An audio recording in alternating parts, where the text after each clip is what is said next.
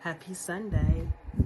I wanted to do this video as a follow-up to the one that I did a couple days ago about relationships.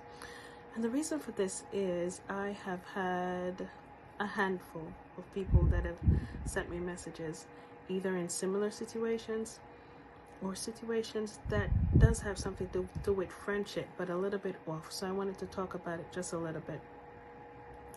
Now, I really do believe that any friendship, relationship, whatever ship you want to call it, whether it's just a co-worker who you just meeting, whether it's somebody you really want to have a true divine relationship with, or if it's just a friend that you've just met or somebody that you've known over a period of time, I think it is very important that we understand that these are so deep decisions that we're making when we are inviting someone within our auric field, when we're inviting someone within our space, because that's our divine space. And we should make this decision very responsibly, understanding that we're not attaching anything to this love or this like or this affection that we have for this individual. It should be a pure transference back and forth between both parties. And with that said, I believe any friendship that you're now correlating or you're now making or creating with somebody else, whatever the intention is, it should start off with an intention of pureness, with an intention of truth, and with a holy intention that says, I really do want to know more about this person. It should not be a situation where I don't really like them much. However, they can provide me security. They can provide me abundance. They can provide me, exposure or whatever it is. It probably is not the best way to start, because think and fast forward a little bit. If these things start to dwindle or they no longer exist or something happens which can, and you no longer have this thing that you created, this facade to say this relationship is building from, and because you did not have a foundation, a true foundation, it starts to fall apart. So there's so many people who have been in relationships for years, and now they feel confused because they say there is a gap this wide that has pulled us so far apart that we can no longer be together. And with that, if you don't start a relationship truthfully, there are going to be gaps. There's going to be things that this person is doing that you don't necessarily like, or it does not spiritually align with you, but because your relationship started off on an attachment to something else, you ignore it and you become dormant, and these gaps that it causes starts to go further and further away. See, when you're in a friendship or a relationship, if things go wrong and you don't speak on it immediately, it causes a gap. And every time it happens and you ignore it, or you pretend as if it is okay, or you decide to settle, it's your decision now, the gaps gets wider and wider until a conversation cannot fix it. One person will feel as if they've been living a lie, and one person will feel as if they settled and not living their fullest divine purpose. And this goes for friendships, relationships, any ships, okay? And that's the point I was trying to make, that we should be honest, not just with people, but especially with ourselves with these friendships. We're talking about opening up ourselves to having conversations, sharing secrets, having really divine, whole, full connections, especially if it's a relationship. This is somebody you're spending majority of your times with. Your secrets, your thoughts, your fears, these things that make you tick, and you should be open enough where this person is soulfully aligned with you. And if you're not in relationships like this, you need to stop for a second. Don't judge. Stop for a second and reassess the relationship you had with the decision you made when you made it to have this relationship with this individual. Was there something physically or tangibly aligned to this decision that you made? Was it that, I will go ahead. I will have this friendship because they can help me to pass my exams. I will have this relationship because you know what? They are a well-kept person and I won't have to work. They will provide for me. They will give me security. They will provide for my children. What are the attachments that you had to them? And this is very important for you to assess almost immediately in any relationship you have where you feel that you were strained. Okay? Now that we have laid that out on the table, this is for you to soulfully stop and think and assess your surroundings, these relationships that I have, which one of them are working for me, which one of them aren't. And it's okay for you to be non-judgmental in it, because at the end of the day, no relationship is forced onto you. You choose to allow people within your space. Now, somebody messaged me and their scenario is a little bit different. Put it this way.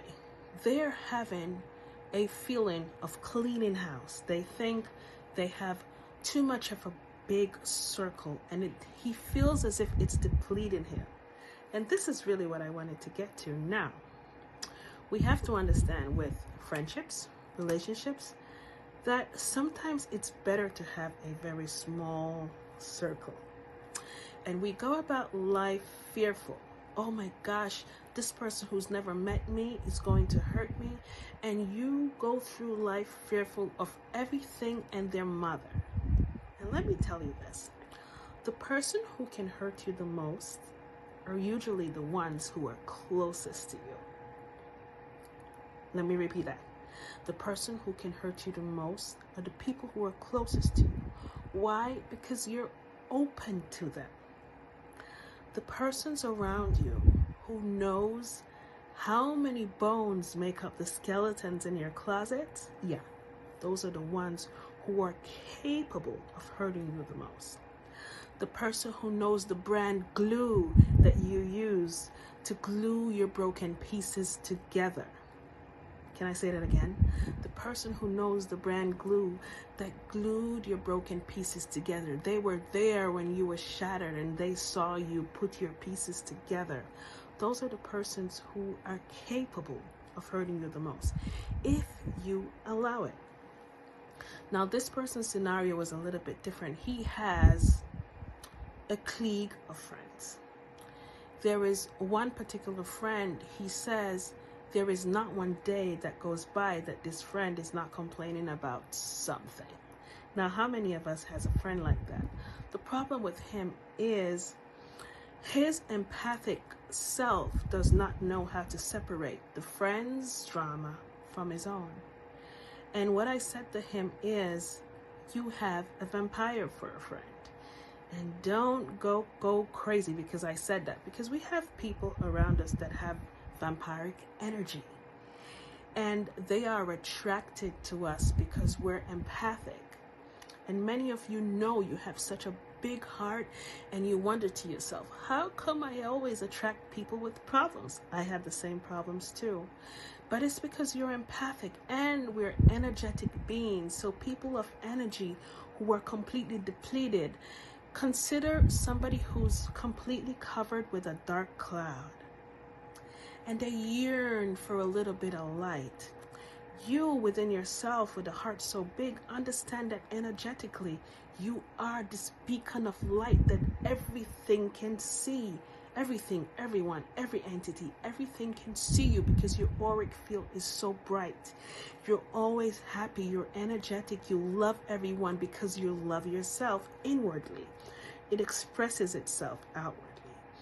Now, what happens if you're not careful or if you don't allow yourself to move and make decisions intuitively, you will find yourselves attracting people from all over who really just want to suck your energy. And this is why. They can talk to you about every problem in the world that their ego tells them may go wrong, or maybe it's true problems to them. And when they're finished talking to you, they feel so relieved. But on an energetic level, what is happening is you open your auric field so wide, your empathy is out there, and you don't allow your aura to protect you while you're talking to these people. And what happens is as soon as they start to talk, as soon as you pick up their energy, you start to take it in. And what that does is it packs on weight on you that's not yours to carry. How many of us have friends, of colleagues, of family, as soon as you're finished talking to them, you're depleted, you're completely done for the day. No matter how good you felt inside, you're so down, you're so drained when you're done with them. And most times they don't necessarily know that that is what they're doing. They just know that when they speak to you, they feel better, and it's like a drug and they want more. And you, being the empath that you are, want to help the world while you're physically and spiritually hurting yourself. You're draining your own energy. Now, this is the situation this guy had, and I had to lead him to understand that this is what was happening to him. The reason why I'm talking about this is because I realize now there's so many people who they feel stuck in friendships and relationships and manifesting for themselves physical ailments because they're packing on the weight of others on themselves that you don't deserve to carry. Now, years ago I used to do this. Years ago I attracted people still that walk up to me, don't know me, like this lady, and will just bear their hearts out to me. And years ago, I would think I'm just special, but it's not special. See, we're all spiritual beings, and the powers that be use us in the physical to be vessels of God, to be the eyes of God and the ears of God and the hands and the feet of God. And God uses us every single chance that God gets to actualize something for somebody else who whispered a prayer. And I've said this so many times that whenever somebody whispers a prayer, it doesn't just go out there in space and depletes itself. It's a SOS call that goes out, and multiple people pick up on this vibration and get a nudge to move, a nudge to act, a nudge to, instead of going on East Street, to travel on West Street today, because there's somebody there who just whispered a prayer, who at the right time you're just going to meet just to say the right word that they need to hear, or just to, give an act of God, to give them the $5 that they just asked for, or to help them with a job that you need somebody to fulfill and they just prayed that they wanted it. It's about acting intuitively and moving that way. The same thing happens in friendships. When you meet somebody, if you allow your intuitive self to play a forward part in your life, you can feel it. You can feel energetically if you're aligned with this person. And if the first thought that comes to your mind is nah, listen to it. And many of us fight it so much, say, oh my God, he's so cute, but she's so nice, and you force it. But your soul is trying to warn you that this really isn't aligned. Although the physical eyes is showing you something or someone or a scenario or a situation that's perfection, so deep, your higher self knows all, knows what's going to happen tomorrow and the next day and the next day, and where your trajectory is supposed to go. And this takes me on to the next question that I received, and I wanted to talk about it now. Many of us are in friendships and relationships that ain't aligned to us at all. I'll explain that. I'll start with relationships. When you're in a relationship with somebody and you start this relationship not truthful, not holy, not laying out on the table, even if you have to put pen and paper, about your values and these things that are really true to you, that are so deep, that are very important, that you accomplish in life, your purpose in life, the things that you dream and yearn for, the things that light you up, the things that excite you, that bring you back to your childlike self. If you're not truthful to this, it will come back and bite you in the you-know-what at some point in your life, because the soul knows what the soul wants. And there's so many people who are doing this now, and you're living your life with somebody else whose GPS is keyed on a completely different route from where you're going. Now, sometimes we're lucky enough where our GPS are keyed in different routes, but it does come and it intertwines where we both get to do what we want to do, but it doesn't happen like that all the time. And the reason for that is we're not honest in the beginning to say, these are the things that really matter to me. What are the things that matter to you? And if it really doesn't align or it's so far apart, I'm sorry, but we cannot continue this journey. We can't even start this journey because you're heading to Europe and my trajectory is taking me to the Caribbean. Many of us keep detouring because we're in relationships and we're in friendships where people are traveling on a road that we are not supposed to be on. It is right for them. It is good for them. It's their path. However, I want you to stop today and think for a minute. He's been successful. I'm being so envious because he's just a successful one. Maybe because you're not living your truest life. Maybe because you're not on the route that you're supposed to be on. We need to stop for a second, reassess what route is keyed into our GPS, and then we'll figure out, I'm not on the right road, I'm not on the right path. If you find this is happening, somewhere along the way there was miscommunication. You were living your life through someone else's eyes. Is that fair to you? Is that fair to your soul or your inner child who wants to have an expression on this earth in a particular way? Who probably wants to do charity, who maybe wants to travel the world, and you're living with a homebody. You are super religious, or this person is super religious in organized religion. However, you are more spiritual and you want to express yourself in nature and all these things. However, you live this life of pretense and you settle. And what happens when you start to do this to yourself? Your body starts to physically manifest the things that you are not paying attention to. You're not speaking up your truth, and all of a sudden there's something wrong with your thyroid. It's showing you a lesson. You were getting nudges all along. You need to speak your truth, and you feel horribly when you find yourself in situations. You didn't speak your truth, and you beat yourself up. Well, why didn't you? And you need to move. You're not grounded enough, and you are just not accepting who you truly are. You're living this facade in someone else's eyes, living their dreams while you don't feel fulfilled as an individual. This happens in friendships, and this happens in families. This happens in marriages. This happens in every single friendship or ships you can think of. In the end, it comes down to the individual. At the end of the day, only you are accountable for yourself.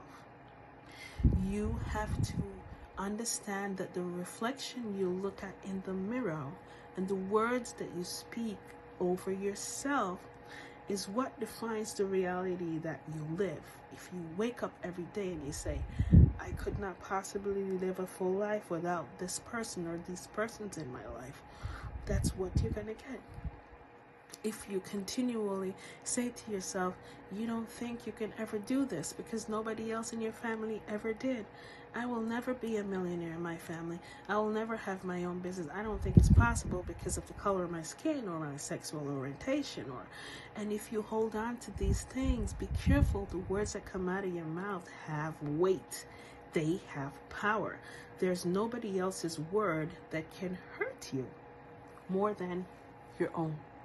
The words that utter this vibration that comes out of your mouth, it is more powerful than anyone else saying to you, I wish bad on you. Because they can wish it. If you don't focus on it, there is no attachment that can affect you. Believe me. Now, I just wanted to put this out there so people can understand. If you consider yourself an energetic being, know I want you to notice the next time you go into a room or you go where somebody else is, allow your intuitive self to feel, not just see the outwards. I want you to feel. And you can step in a room and immediately know where the energy of judgment is coming from. Whoa, I just stepped in this room and they're judging me. On that side, they're judging me. I just came in this room and all I can feel is love. And you feel welcome. I just stepped in this room and it's absolute shameful. They feel terrible. They were just talking about me. You can step into spaces where other people's auric field is. And if you lead not just by this feeling of affection, move by the feeling of your intuition and feeling to things, where you can meet somebody and immediately you get this feeling in your stomach that is so low, and you know, this man, no matter how beautiful he is, he gives me the bejeebies. Listen to it. I want you to listen to it. This is how you form great relationships. And stop allowing people to see the amount of bones in your closet and end up using it to break you. It's not their fault. They're the day players. That's all they do. They come into lives to break them. You allow them in because you weren't connected to your spiritual being, who is more expansive than this physical body that you have. I want you to get excited about life, excited about your soul, excited about your spirituality and your intuitive knowledge. You are intellectually spiritual, whether you want to admit it or not. You just get so fearful in this world, and you get so dependent on other physical people who have their own spiritual stuff to deal with, that you don't connect within. Test it out. Even if it's in your house, even if your kids just did something cheeky, you step in the room, you allow your intuition to come in without anybody saying a word. You can feel it, you know it. And whenever you have these feelings, stop saying it's ridiculous. Your spiritual team is nudging you. God is saying, listen to me. And we tend not to listen a lot. So anyway, it was important for me to tell somebody else out there who needed to understand how friendships and relationship works, and all the different scenarios really come back to one thing. It's about loving thyself, loving yourself so much that there is nothing out there except love that can be attracted back to you. Okay? And final, I'm going to complete it with this.